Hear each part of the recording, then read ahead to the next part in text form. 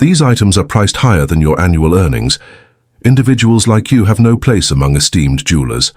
The silence enveloped the Michigan Avenue flagship store, the words lingering like sharp fragments of shattered glass. Onlookers gathered to witness the clash, some feeling uneasy, while others experienced a sense of quiet satisfaction at the sight of someone being put in their place. The store manager, Bradley Coleman, stood with arms crossed, his silver hair impeccably styled, his icy blue eyes narrowed with contempt as he regarded the modestly dressed black man who had the audacity to ask about the $75,000 pink diamond pendant. Security advanced with hesitance as Bradley gestured toward the exit with his perfectly groomed fingers. "Jason, kindly show this gentleman the way out. He is creating quite a commotion. No one in the store could have foreseen the momentous revelation that was about to take place. It was entirely unexpected to see this gentleman being escorted out." As security tightened its hold on Marcus's arm and Bradley's self-satisfied grin expanded, neither man could fathom the tempest that was about to erupt, nor that the ensuing 2 minutes would irrevocably alter the realm of luxury retail in America. If you hold the conviction that all individuals deserve fairness and respect regardless of their skin color, go ahead and hit that subscribe button now. Please express your respect in the comments and share this story to help others gain insight from it as well. Marcus Wellington stood before the expansive windows of his downtown Chicago penthouse, fiddling with his understated silver wedding band, the sole adornment he donned despite being the owner of Luminary Jewelers, one of the most esteemed jewelry chains in America. At 42, Marcus had forged his empire from the ground up, the child of Haitian immigrants who had given everything for his education. His success story represented the essence of aspiration, featuring Harvard Business School, astute investments, and 15 years of calculated business choices that led to the acquisition of Luminary Jewelers last year. Are you certain you don't want Gloria to handle picking up that anniversary gift for Rebecca? The kitchen echoed with a call from his assistant. The board meeting is set to commence in 2 hours. Marcus beamed, his eyes drifting to the framed picture of his beloved wife resting on his desk. I have a preference for choosing these things myself. 15 years of marriage warrants my complete focus. He selected his attire with precision, dark jeans, a navy cashmere sweater and Italian loafers. Simple and understated, without any brand embellishments. Marcus never boasted about his riches. His upbringing instilled in him the belief that genuine character resonated more profoundly than any title. As the leader of Luminary, he favored making sporadic unannounced visits to his stores, keenly watching customer service in its authentic form rather than the show put on for scheduled executive appearances. Today, he would explore the Michigan Avenue flagship location, the pinnacle of his recent acquisition. Even though he had selected the management team, he still had not taken the time to visit the store since the rebranding wrapped up last month. Bradley Coleman, the store manager, arrived with high praise from the former owners, boasting 10 years of expertise in the luxury retail sector.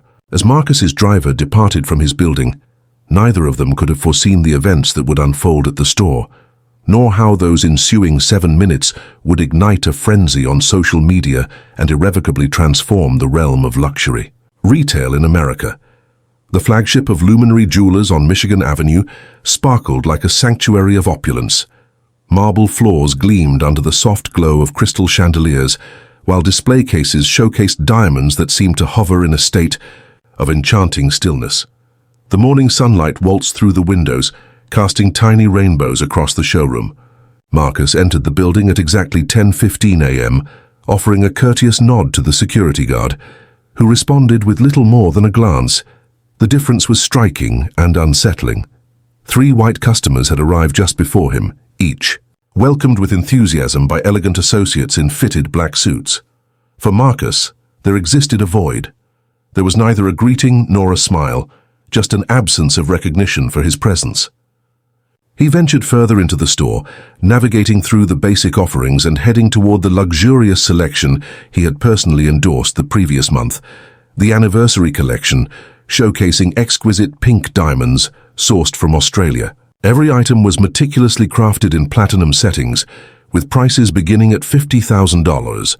For 5 full minutes, Marcus examined the display cases, occasionally looking up to see if anyone would notice him. Sales associates rushed by to help, the white customers who had come in after him. A woman draped in a luxurious fur coat had scarcely stepped inside when an associate hurried over to present her with a glass of champagne. At last, a towering figure with silver locks and piercing blue eyes drew near. Bradley Coleman, the store manager whom Marcus had not yet encountered face to face, moved with the assured gait of an individual who felt a sense of ownership over the space. "Would you like assistance in discovering options that better align with your budget?" Bradley inquired, his tone laced with a sense of superiority. His gaze lingered on Marcus's plain attire, clearly filled with disdain. "Indeed," Marcus responded with a sense of composure. "I have a keen interest in the pink diamond pendant from the anniversary collection. My partner's birthday is approaching." Bradley's smile grew strained. "That specific item is priced at $75,000. Maybe something from our silver collection would be a better fit. We offer a selection of beautiful items priced under $500. The embarrassment was intentional, conveyed in a tone just audible enough for the surrounding patrons to catch. A number of onlookers shifted their gaze, some wearing uneasy expressions, while others bore the smug satisfaction of seeing someone receive their due reckoning. What Bradley Coleman was unaware of, what he could never have anticipated, was that the man he sought to belittle not only had the means to purchase every item in the store, but also held ownership of the very building they occupied. "I would still love to take a look at the pendant," Marcus asserted, his tone steady, even as frustration simmered beneath the surface. The discipline that had guided him through boardrooms filled with doubtful white executives now preserved his dignity as Bradley's condescension grew stronger. "Our policy mandates income verification for items exceeding $50,000, Bradley stated, his voice flowing effortlessly. "Are you in possession of bank statements or any documentation of your income?" A young sales associate named Tiffany lingered close by, her discomfort evident. She cast a look at Marcus, then at her manager, visibly caught between following the rules and acting with kindness. "I usually don't bring financial documents when I shop," Marcus responded, "and I haven't seen you ask other customers for this today." He gestured toward the VIP section, where a blonde woman was adorning herself with a diamond bracelet, seemingly without any need for income verification. Bradley moved in, softening his tone, yet sharpening its edge. "Understand this, these items are priced higher than your annual earnings. We're not here for casual observers. Individuals like you have no place among the esteemed jewelers." Every word was a calculated incision aimed at diminishing Marcus's sense of self. The shop had become more subdued. Now, the attention of other customers was drawn to the scene. Tiffany hesitated, taking a half step forward, but froze in place as Bradley cast her a cautionary look. "Actually," Marcus said, his voice steady yet resonant in the now quiet store, "I was intending to acquire the complete anniversary collection for a corporate event, 9 pieces amounting to just over $650,000. Bradley chuckled, a sound devoid of warmth, a mocking cackle from someone convinced they've exposed another's deceit. "Naturally you were," he declared, his voice elevated for the gathering crowd. "And I am the sovereign of England." He lifted his hand, a clear signal to the security personnel. "Jason, kindly show this gentleman to the exit.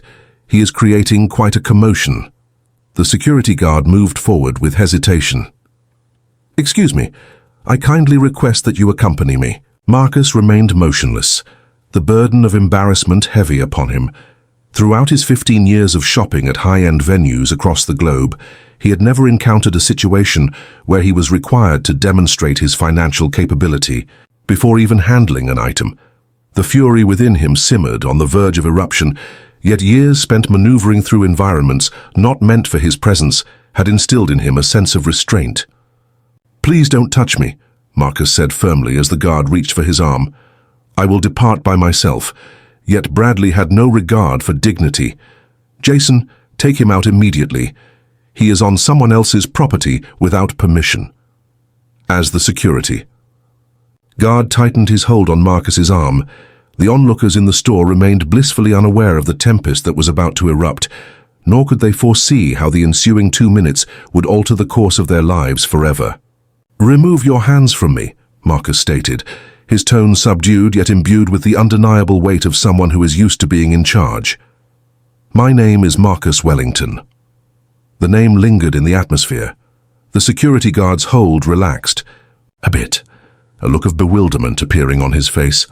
Marcus Wellington inquired of Tiffany, the young sales associate, her eyes growing wide with recognition. Bradley Coleman let out an exasperated sigh. "Of course you are, and I am Jeff Bezos." He waved his hand with a sense of urgency towards the security guard. "Jason," I instructed, "please take him out." With deliberate care, Marcus slipped his hand into his pocket and drew out his wallet. He produced not a credit card but his executive ID badge, showcasing the Luminary logo and the title of CEO prominently displayed. "I acquired this company last year. All employees ought to have received my welcome email along with my photograph." The hue vanished from Jason's complexion as he swiftly let go of Marcus's arm. "I sincerely apologize, sir." "I did not." "It's not on you," Marcus interrupted, his gaze locked onto Bradley. "You were adhering to the directives given by your supervisor." Bradley's self-satisfied demeanor shattered into disbelief, his complexion draining to a ghostly hue. "This is quite the absurdity." He hesitated, fumbling for the ID badge. Marcus retracted it. "I don't recall granting you the right to handle my personal items." He pivoted to confront the expansive store, where both customers and employees remained immobilized in a scene of disbelief. Could someone kindly reach out to Gloria Winters, the chief operating officer of the company? Her number ought to be included in the emergency contacts list.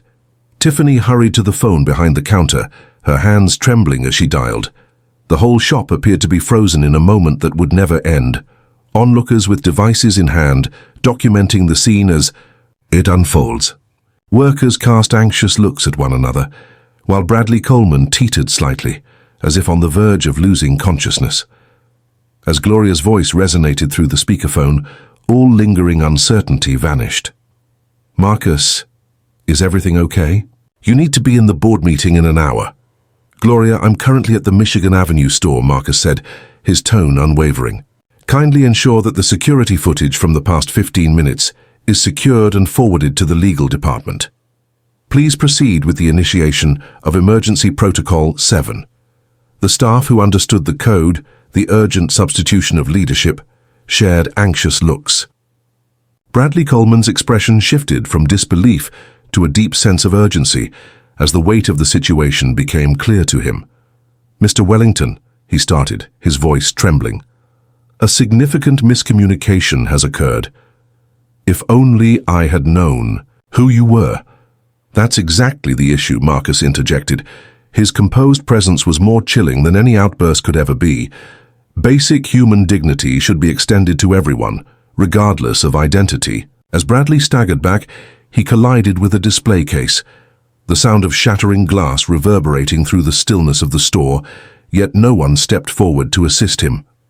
The road to justice was becoming more defined, and all present sensed they were on the brink of an event that would soon reverberate well beyond this space. "Attention, everyone," Marcus declared, his tone steady and authoritative. The aura of the CEO, the very essence that had sealed billion-dollar agreements and revitalized struggling enterprises, enveloped the space. Patrons who were making their way toward the exits hesitated, feeling they were part of a momentous occasion. Gloria burst onto the scene moments later, her breath coming in quick gasps, her eyes growing wide as she absorbed the unfolding drama. After 7 years of collaboration with Marcus, she had never witnessed the intense, restrained anger now, shining in his gaze. "Brad," Marcus remarked, calling the store manager by his first name, intentionally undermining his authority. "Could you clarify your reasons for trying to remove me from my own store?"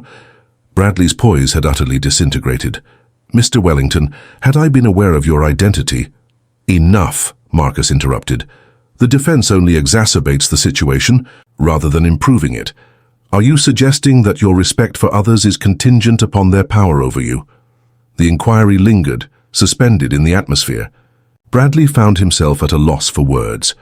"Gloria, could you please bring up the security footage from the last hour on the main display screen?" Marcus requested. The store's expansive central screen, typically showcasing a dynamic array of jewelry, images, now presented the security feed from various perspectives. The whole store observed as the video revealed Marcus walking in, overlooked, and subsequently approached by Bradley. Each dismissive remark, every scornful glance, unfolded with striking clarity. As the moment arrived when Bradley summoned security, the room was filled with audible gasps. "This isn't just about me," Marcus declared, speaking to everyone in the store. "How many others have experienced this treatment? Let's see a show of hands. How many of you have observed customers being treated differently due to their appearance or race?" Hands began to rise slowly, first Tiffany's, then another associate's, and soon more, until more than half the staff had their hands raised. This company was founded on the belief that true luxury is defined by excellence rather than exclusion. Marcus pressed on. "Bradley, your employment is terminated. In effect as of now." Bradley's expression twisted in a fervent rage. "This isn't possible. I hold a mortgage and cherish a family. So do the numerous capable candidates you've probably dismissed because they didn't align with your vision of who fits in the luxury retail sector," Marcus responded. "Gloria will guide you to gather your belongings. Your final check will encompass 2 weeks of severance, a greater kindness than what you extended to those customers you considered unworthy." As the security personnel, now filled with regret, guided Bradley toward the back office, he glanced back, his face flushed with a mix of embarrassment and anger. "This is unjust. A single error shouldn't determine my entire fate." Marcus held his gaze firmly. "It wasn't just a single error. Your entire perspective on who merits respect was evident. It was, in fact, a deliberate choice. Your decision was one you embraced time, and again, until it ultimately came back to confront you." As Bradley slipped away into the shadows, the store held its breath, the atmosphere charged with an unspoken tension and the unmistakable feeling that a pivotal moment had just unfolded. The metamorphosis was underway. In the realm of luxury retail, everything would forever be transformed. "Everyone, come closer," Marcus urged, his voice gentle yet still authoritative. The remaining staff gathered in a tense semicircle, some dabbing at their tears while others cast anxious looks at one another. Customers stood motionless, many continuing to capture the moment on their phones. "What you observed today was a breakdown at every level," Marcus began. "It's not solely about Bradley's shortcomings as a manager. It reflects our collective inability as a company to foster an environment where such conduct is unimaginable." He glanced over at Gloria. "Starting now, this store will be closed for a period of 2 weeks for thorough retraining. During this period, all staff will receive their pay." Relieved sighs echoed among the group, yet Marcus pressed on. "Upon our return, the landscape will have transformed. All employees will participate in bias training. Individuals from diverse backgrounds will frequently evaluate the quality of our service. Above all, we are implementing a strict zero-tolerance policy against any form of discrimination." Tiffany, the young sales associate who had appeared uneasy during the confrontation, moved forward with a sense of hesitation. "Mr. Wellington, I must express my regret for not stepping in earlier. I understood that Mr. Coleman's actions were unethical, yet I felt a deep fear for my employment." Marcus considered deeply. "Fear has a remarkable ability to mute one's voice, Tiffany. We will foster a culture that encourages employees to report problematic behavior through secure channels, ensuring they feel safe and protected from any repercussions."